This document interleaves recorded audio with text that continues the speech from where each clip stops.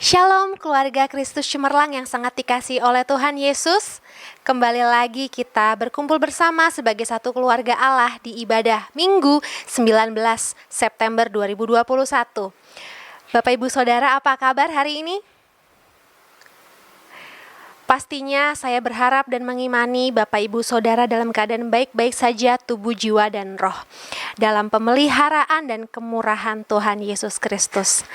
Bapak Ibu Saudara, saya ingin menyampaikan mungkin ibadah ini terlihat biasa atau sederhana di mata dunia, tapi saya yakin dan percaya di mata sorga ibadah ini adalah hal yang luar biasa, sebab Yesus Raja di atas segala raja boleh hadir di tengah-tengah kita saat ini. Mari kita persiapkan hati kita. Biarlah kita fokus memandang kepada Yesus Kristus yang sudah hadir di tengah-tengah kita. Kita mau menghormati kehadirannya saat ini. Terima kasih Yesus.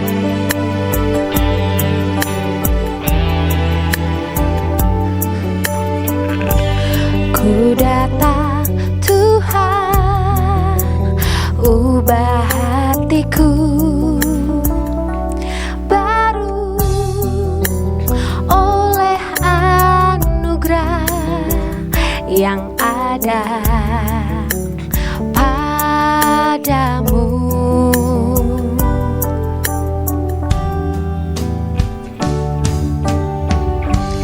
Kini ku tahu segala kelemahanku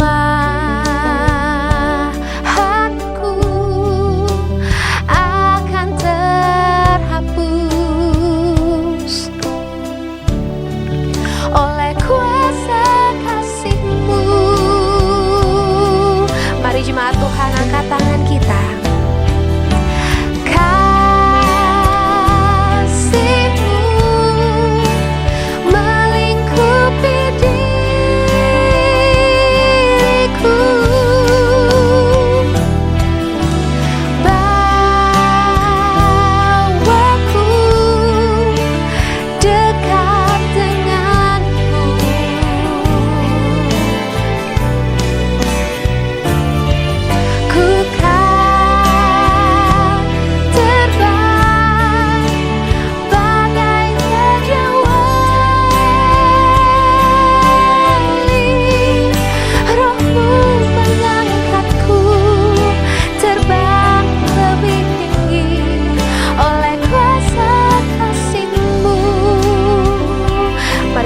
Saudara, kita bangkit berdiri bersama-sama.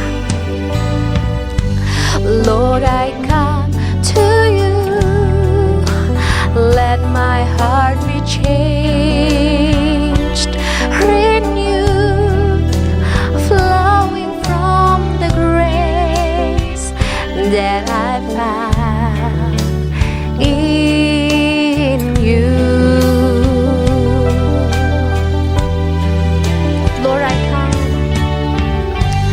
Lord, I've come to know the weaknesses I see in me will be stripped away by the power of your love, by the power of your life.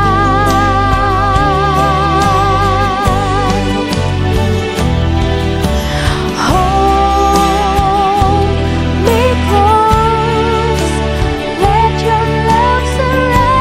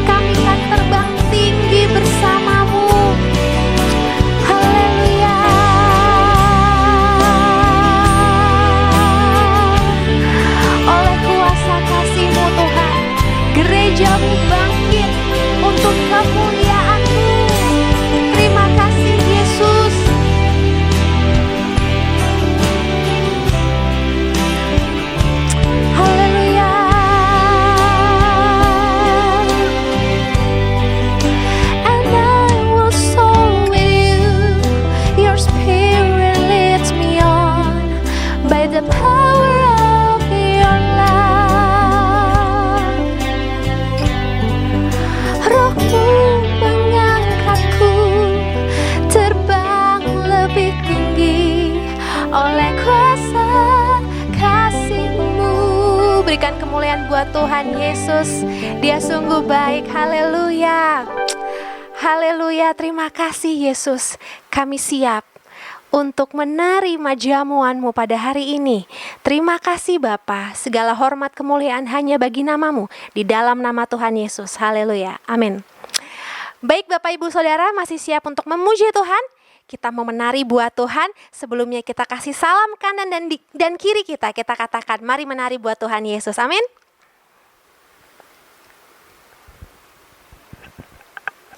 Biar bumi akan berlalu, langit akan bergoncang. Namun selama Yesus cinta saya dan Anda, itu tidak jadi masalah. Amin. Mari kita menari buat Tuhan kita. Biar bumi akan berlalu, biar bulan tak bercahaya lagi, biar langit akan bergoncang, matahari tak bersinar lagi, tetapi Tuhan Yesusku tak pernah ingkar janji. Semua yang difirmankannya pasti akan digenapi. Biar bumi akan berlalu, biar bulan tak bercahaya lagi, biar langit akan bergoncang, matahari tak bersinar lagi, tetapi Tuhan Yesusku tak pernah ingkar janji. Semua yang difirmankannya pasti akan digenapi. Shalalalalala, saya cinta Yesus. Shalalalalala, Yesus cinta saya. Shalalalalala, saya cinta Yesus. Shalalalalala, Yesus cinta. Mari kaum pria mengatakan pujian ini. Biar bumi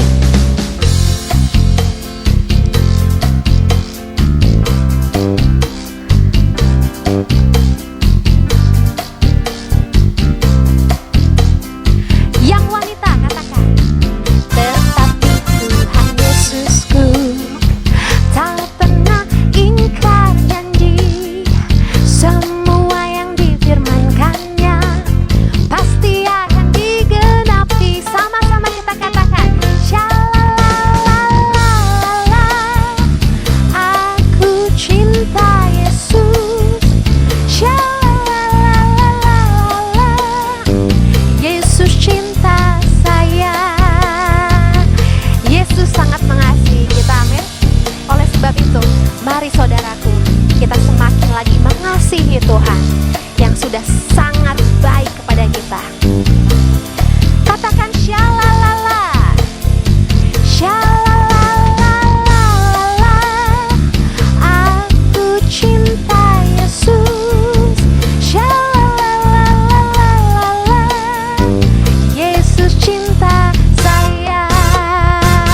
Berikan kemuliaan bagi Tuhan Yesus kita. Haleluya. Silakan duduk Bapak Ibu Saudara. Dan tiba saatnya kita akan memberikan yang terbaik buat Tuhan Yesus. Saya percaya Bapak Ibu Saudara pasti banyak sekali mengalami kebaikan Tuhan dan pertolongan Tuhan setiap hari. Untuk itu Bapak Ibu Saudara, mari kita berikan ucapan syukur kita kepada Tuhan Yesus kita. Dan yang ingin memberikan persepuluhan boleh mentransfer ke nomor-nomor rekening yang tertera di layar berikut ini.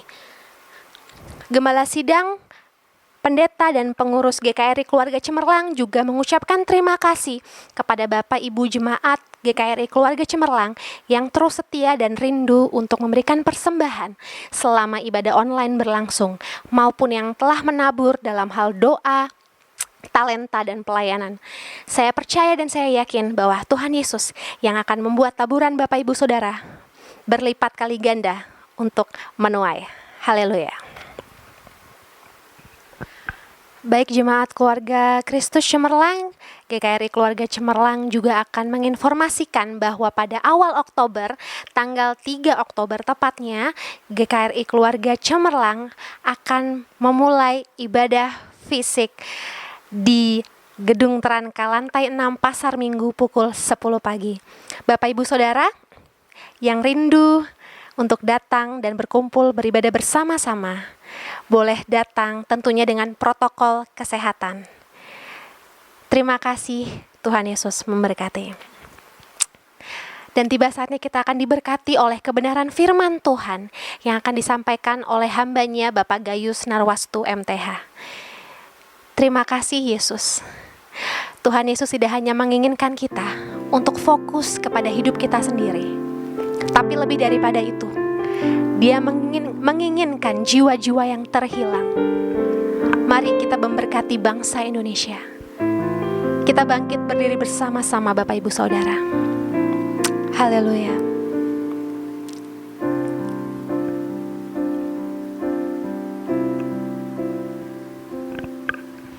Yesuslah Tuhan yang layak ditinggikan, layak disembah oleh suku-suku bangsa. Dengan darah-Mu Kau telah tebus dosaku. Genapi Tuhan firman-Mu atas negeriku. Hatiku rindu melihat kemuliaan-Mu. Hatiku rindu melihat curahan kuasa-Mu di tanah tercinta, negeriku Indonesia. Ku berdoa Indonesia, penuh kemuliaan-Mu Indonesia, bagi kemuliaan-Mu. Terima kasih Tuhan, Indonesia semakin dipulihkan. Kami percaya Yesus, Indonesia ada dalam hati-Mu Tuhan. Yesuslah Tuhan yang layak ditinggikan, layak disembah oleh suku-suku bangsa. Dengan darah-Mu Kau telah tebus dosaku. Genapi Tuhan firman-Mu atas negeriku. Hatiku rindu melihat kemuliaan-Mu. Hatiku rindu melihat curahan kuasa-Mu di tanah tercinta, negeriku Indonesia. Ku berdoa Indonesia, penuh kemuliaan-Mu Indonesia, bagi kemuliaan-Mu. Kami sungguh yakin dan percaya Yesus, di dalam nama Tuhan Yesus akan ada banyak lidah yang akan mengaku dan lutut yang akan bertelut bahwa Yesus adalah Tuhan. Lawat bangsa kami Tuhan. Terima kasih Yesus.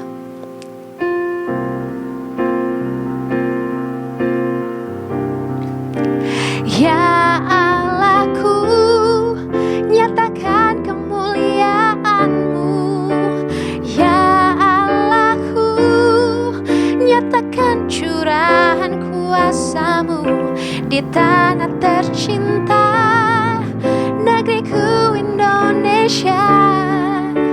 Ku berdoa Indonesia, penuh kemuliaan-Mu Indonesia, bagi kemuliaan-Mu. Ku berdoa Indonesia, penuh kemuliaan-Mu Indonesia, bagi kemuliaan-Mu. Indonesia, bagi kemuliaan-Mu. Berikan kemuliaan bagi Yesus kita. Haleluya. Terima kasih Yesus. Kami siap dilawat, kami siap dipulihkan dan dibebaskan dalam nama Yesus.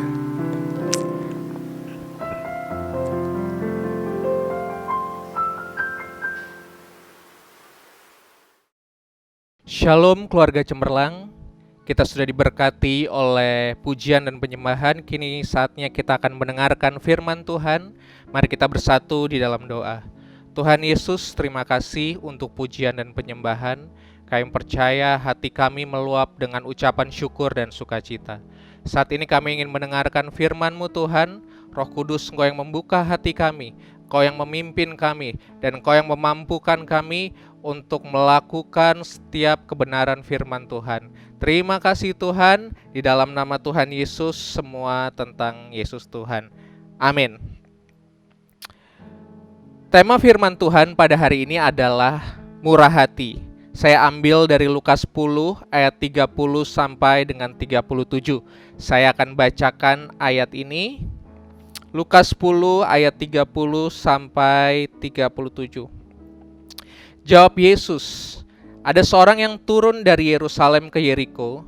Ia jatuh ke tangan penyamun-penyamun yang bukan saja merampok habis-habisan, tetapi juga memukulnya, dan yang sesudah itu pergi meninggalkannya setengah mati. Kebetulan ada seorang imam turun melalui jalan itu. Ia melihat orang itu, tetapi ia melewatinya dari seberang jalan. Ayat ke-32, demikian juga seorang Lewi datang ke tempat itu. Ketika ia melihat orang itu, ia melewatinya dari seberang jalan. Ayat 33, lalu datang seorang Samaria yang sedang dalam perjalanan ke tempat itu, dan ketika ia melihat orang itu, tergeraklah hatinya oleh belas kasihan. Ia pergi kepadanya, lalu membalut luka-lukanya, sesudah ia menyiraminya dengan minyak dan anggur. Kemudian ia menaikkan orang itu ke atas keledai tunggangannya sendiri, lalu membawanya ke tempat penginapan dan merawatnya. Keesokan harinya ia menyerahkan 2 dinar kepada pemilik penginapan itu, katanya, rawatlah dia, dan jika kau belanjakan lebih dari ini, aku akan menggantinya waktu aku kembali. Ayat 36, siapakah di antara ketiga orang ini menurut pendapatmu adalah sesama manusia dari orang yang jatuh ke tangan penyamun itu? Ayat 37, jawab orang itu, orang yang telah menunjukkan belas kasihan kepadanya. Kata Yesus kepadanya, pergilah dan perbuatlah demikian. Sesuai dengan tema firman Tuhan hari ini, sekali lagi saya mau katakan adalah murah hati. Murah hati adalah sebuah karakter yang saat ini sedang dibutuhkan oleh banyak orang. Terutama di masa-masa sukar seperti ini, kita sering melihat banyak orang yang menderita, tertekan, lapar, kekurangan, depresi, dan tidak punya pengharapan.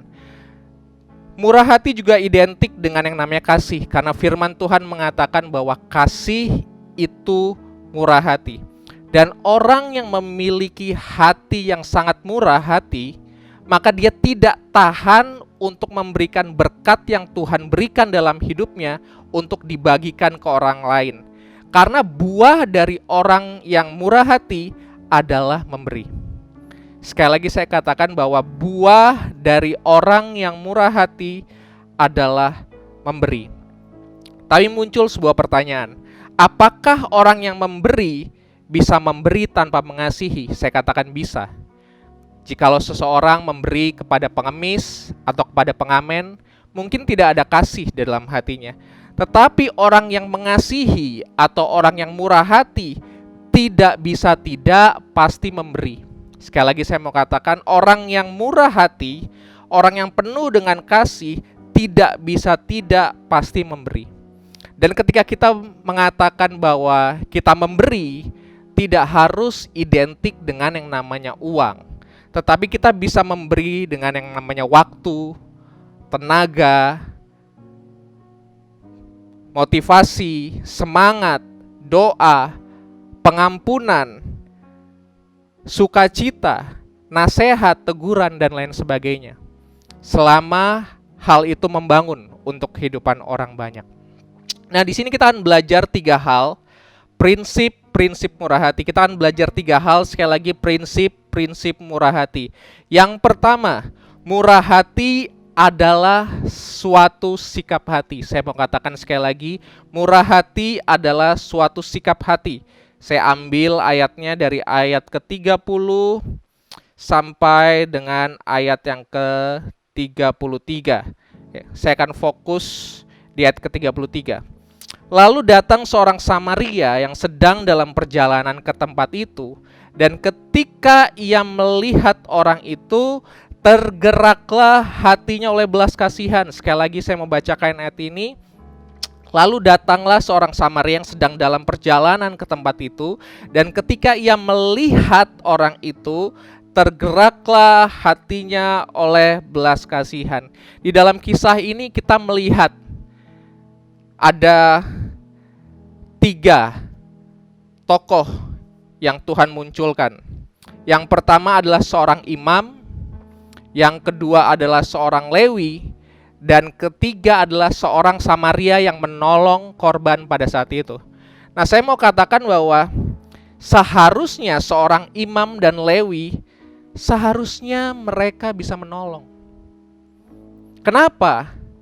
Karena orang yang sudah dirampok, yang sudah dipukuli dan ditinggal dalam keadaan sekarat, saya percaya itu adalah orang Yahudi.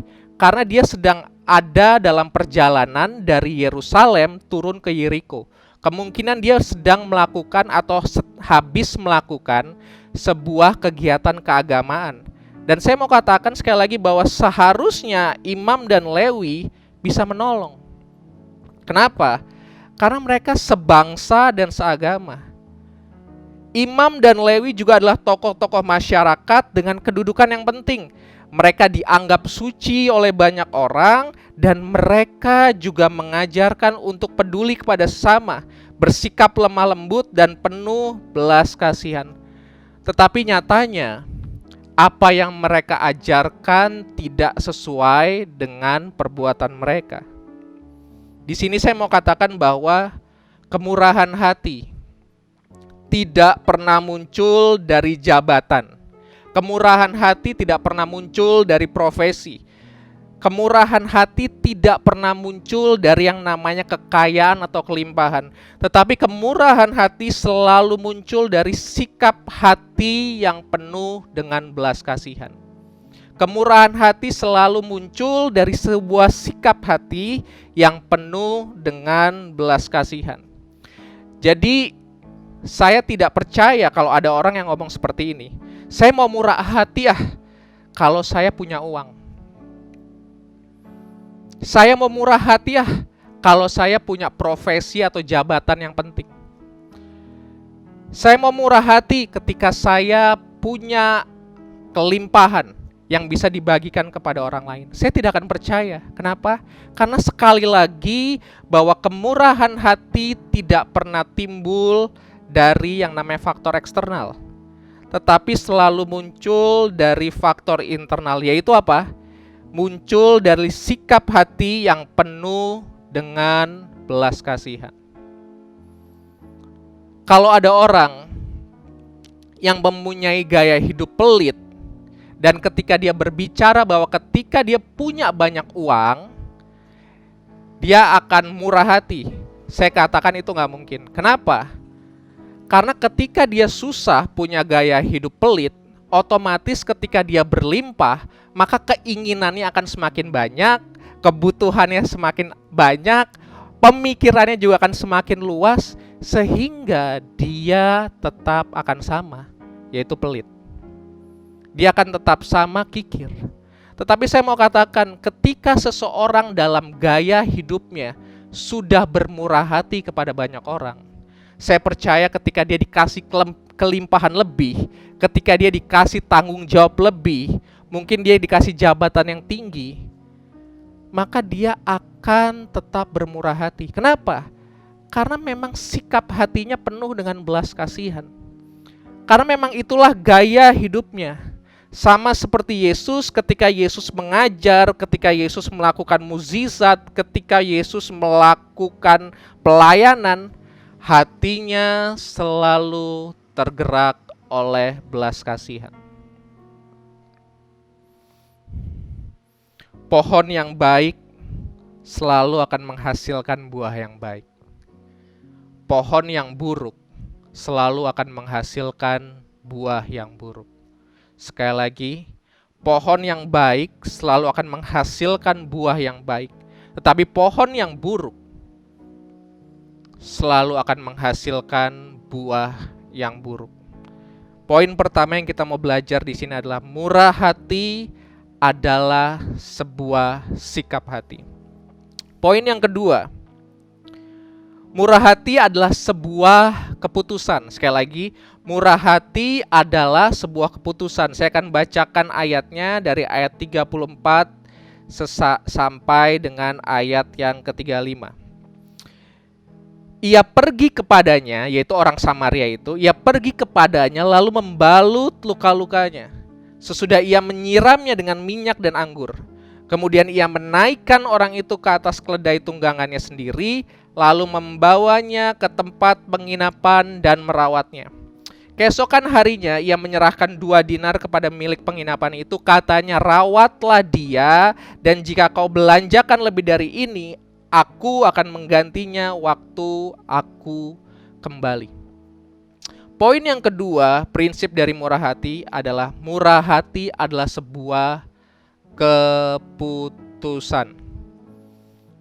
Kenapa saya bilang keputusan? Karena saya mau katakan bahwa orang Samaria dan orang Yahudi mempunyai hubungan yang tidak baik. Orang Yahudi menganggap orang Samaria sebagai ras yang buruk dan mereka sama sekali tidak mau berurusan bahkan berbicara dengan orang Samaria. Sekali lagi, orang Samaria dan orang Yahudi punya sejarah hubungan yang sangat buruk. Orang Yahudi menganggap orang Samaria sebagai ras yang buruk dan tidak mau berurusan apalagi berbicara dengan orang Samaria. Kenapa? Karena sejarahnya orang Samaria yang adalah orang Israel pada saat itu melakukan kawin campur dengan para penyembah berhala. Sehingga dia mengikuti kegiatan keagamaan mereka dan orang Samaria juga tidak menyembah Allah yang benar. Kemudian ketika Nehemia membangun tembok Yerusalem, orang Samaria lah yang mencoba menghentikan pembangunan tembok Yerusalem. Dan yang ketiga adalah orang Samaria itu membangun bait mereka di Gunung Gerizi. Di sini kita melihat bahwa orang Yahudi dan orang Samaria punya latar belakang masalah yang sangat buruk. Tetapi dalam kisah ini, terlepas dari masa lalu yang kelam dan saling bermusuhan, tetapi orang Samaria dalam kisah ini berkeputusan, saya garis bawahi kata berkeputusan untuk menolong dan bermurah hati. Apa yang dia lakukan? Yang pertama adalah ia pergi kepada orang itu. Di saat imam dan Lewi membiarkannya, orang Samaria pergi kepada orang itu. Yang kedua, orang Samaria menyirami dengan minyak dan anggur. Yang ketiga, orang Samaria membalut lukanya. Yang keempat, orang Samaria menaikkan ke atas keledai. Kelima, membawa ke tempat penginapan. Yang keenam, merawatnya. Dan yang ketujuh, membiayai segala yang diperlukan. Luar biasa, bukan? Di sini kita melihat bahwa kemurahan hati tidak fokus kepada perbuatan. Kemurahan hati tidak berfokus kepada masa lalu yang kelam. Kemurahan hati tidak berfokus kepada apakah seseorang itu melakukan yang baik atau yang buruk kepada kita, bukan. Tetapi orang yang murah hati selalu fokus kepada pribadinya. Selama dia adalah manusia, selama dia adalah dikasihi Tuhan, selama dia adalah orang yang Tuhan suruh untuk kita tolong, orang yang murah hati tidak pernah takut untuk menolong. Orang yang murah hati tidak pernah takut untuk membalas kejahatan dengan kebaikan. Amin, Bapak Ibu.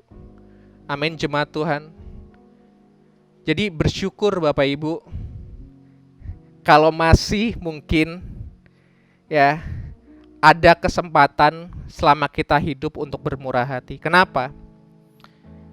Karena lewat kebaikan dan kemurahan hati, maka itu adalah cara terbaik untuk menyaksikan dan memperkenalkan kebaikan Kristus kepada orang banyak. Sekali lagi, ketika kita dikasih kesempatan atau keadaan untuk bermurah hati, bersyukurlah, karena itu adalah anugerah. Kenapa anugerah? Lewat kebaikan dan kemurahan hati yang Tuhan nyatakan dalam hati kita untuk kita bagikan ke sesama, maka itu adalah jalan yang paling baik untuk menyaksikan kebaikan dan kemuliaan Tuhan. Kenapa? Karena percuma kalau saya mungkin hanya pandai mengajar, pandai berkhotbah, tetapi sikap saya tidak sesuai dengan apa yang saya khotbahkan. Itu percuma. Kita akan sangat sulit untuk memberitakan dan mengenalkan Yesus kepada banyak orang, kan sangat sulit. Karena pertama kali yang orang lihat itu bukan gereja kita. Yang pertama kali orang lihat bukan siapa Tuhanmu, bukan. Yang pertama kali orang lihat bukan agama kita. Tapi yang pertama kali orang lihat adalah perbuatan kita. Dan ketika perbuatan kita selaras dengan apa yang kita katakan, maka itu akan menjadi jalan yang terbaik, jalan yang lebar untuk kita bisa masuk dan memberitakan Yesus kepada orang tersebut. Bapak Ibu, bukan berarti ketika saya mengkhotbahkan ini, saya sudah sempurna dalam hal kemurahan hati. Saya terus dididik, saya terus diajar, saya terus dibentuk. Dan kerap kali saya sering gagal dalam hal kemurahan hati. Tetapi saya membuka hati saya untuk membiarkan Roh Kudus untuk bekerja dalam kehidupan saya. Karena saya percaya kemurahan hati yang adalah bagian dari kasih, itu muncul dari gerakan Roh Kudus. Itu muncul dari hati Roh Kudus yang dinyatakan dalam kehidupan kita. Amin, Bapak Ibu. Dan Bapak Ibu, saya mau katakan juga bahwa ketika kita bermurah hati,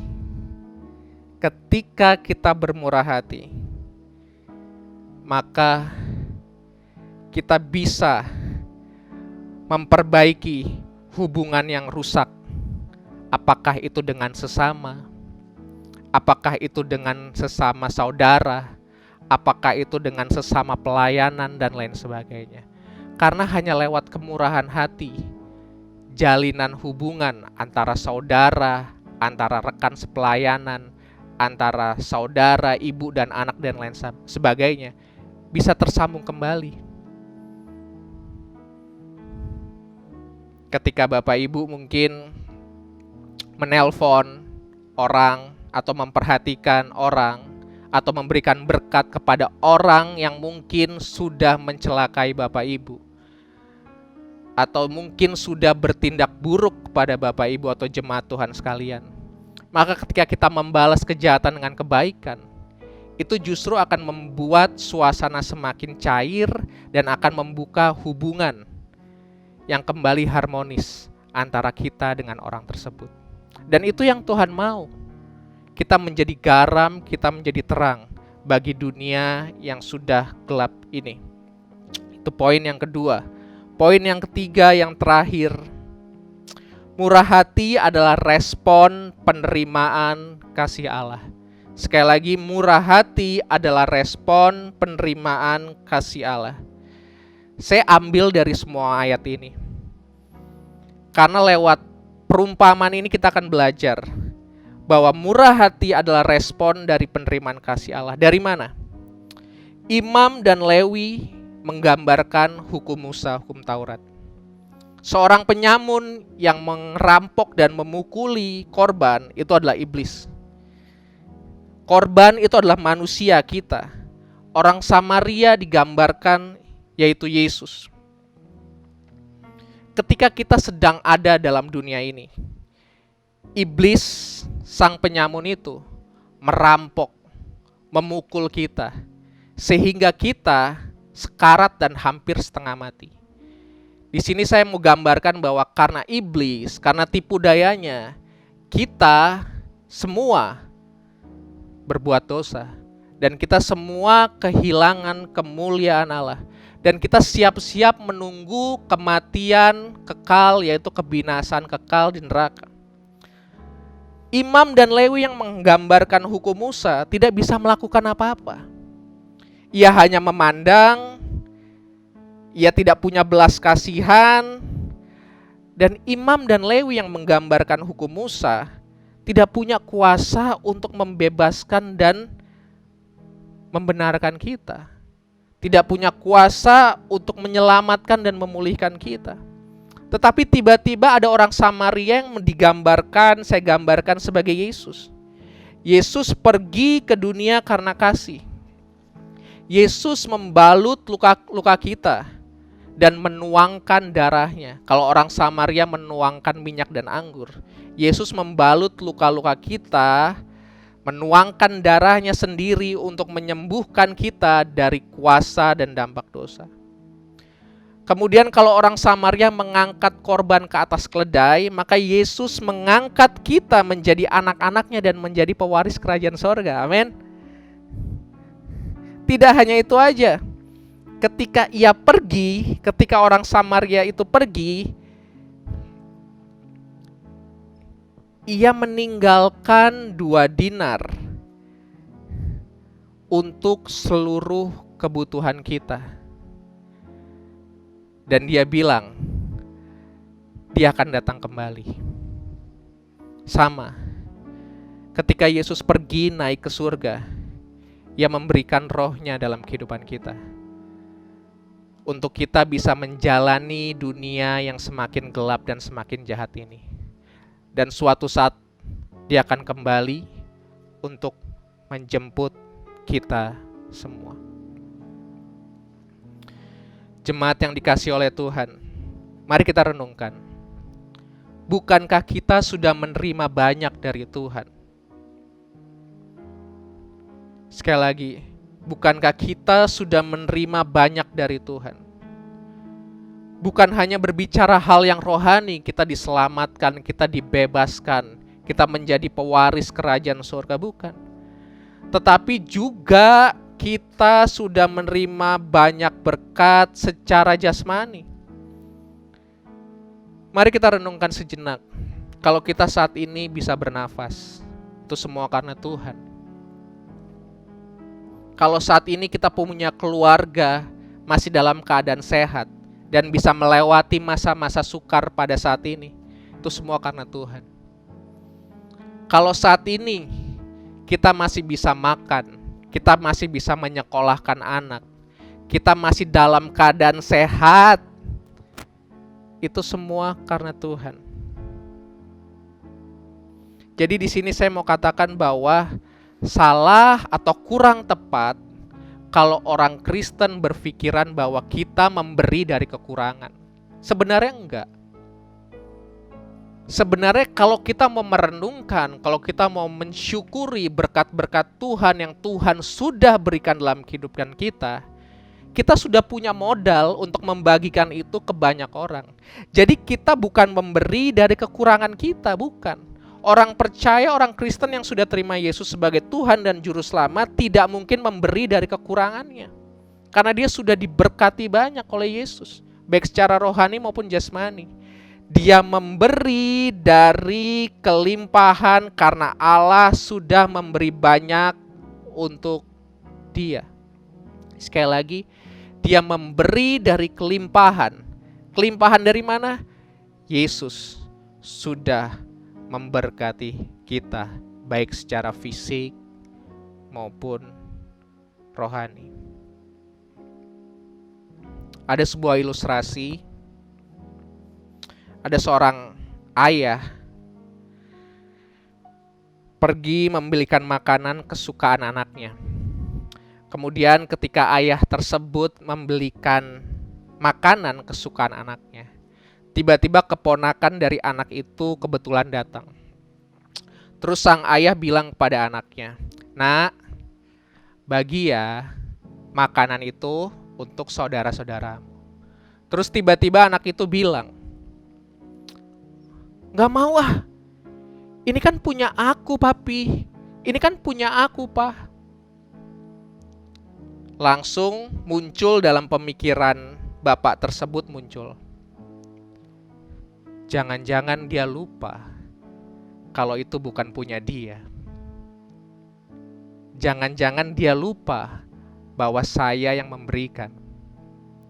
Jangan-jangan dia lupa tanpa saya dia tidak akan mungkin mendapat makanan itu.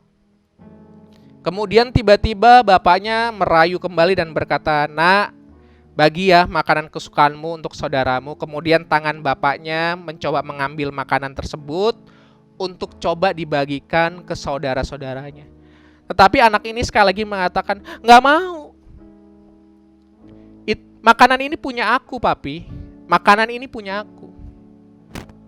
Tiba-tiba muncul dalam pemikiran bapaknya berpikir lagi.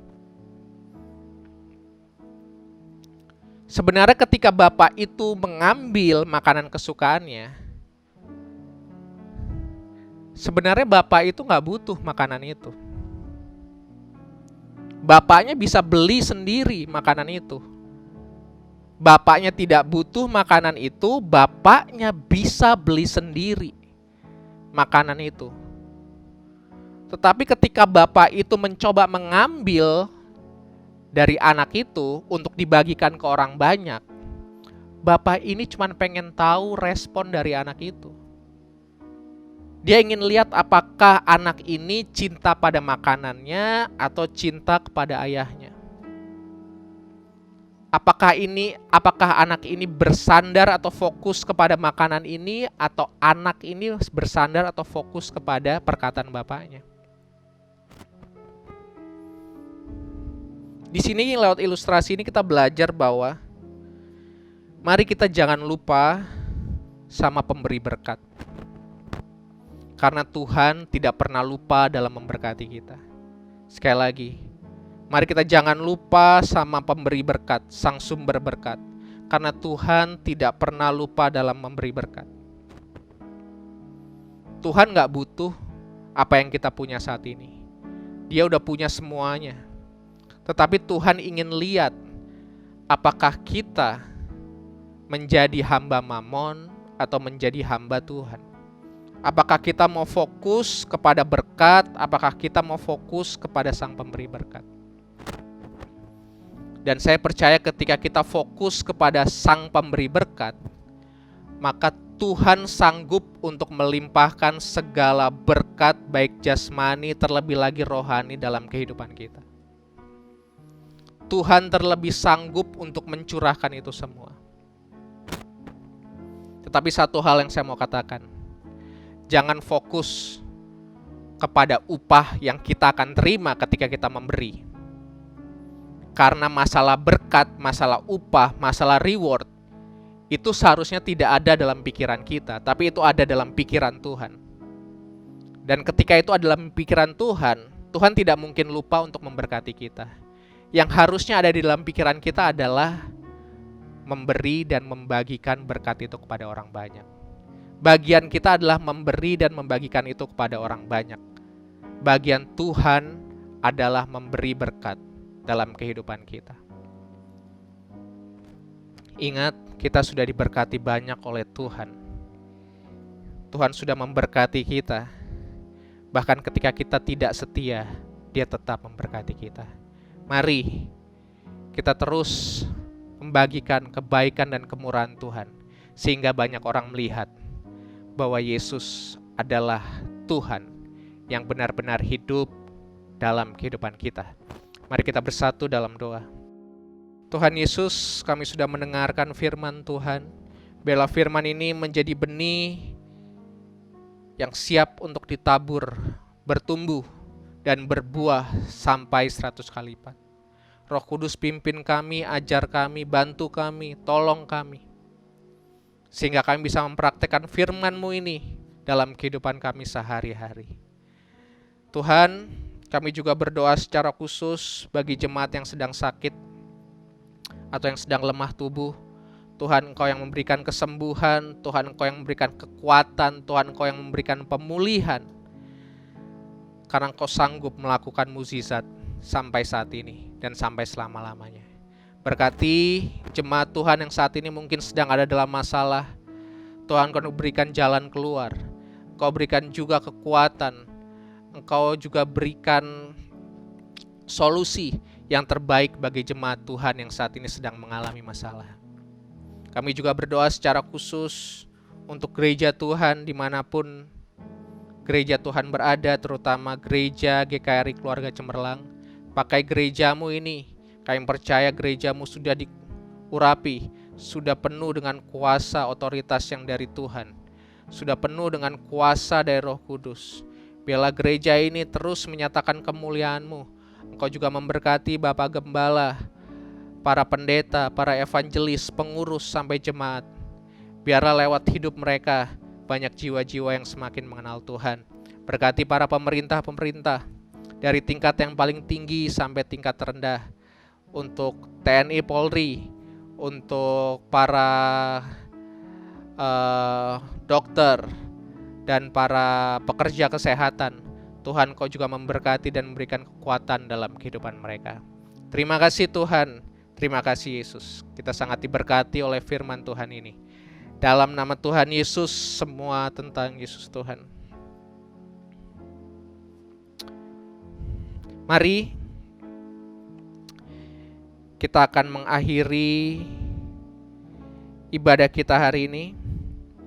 Angkatlah kedua belah tanganmu dan biarlah tangan yang sederhana ini boleh menjadi alat kepanjangan Tuhan untuk memberkati kita semua.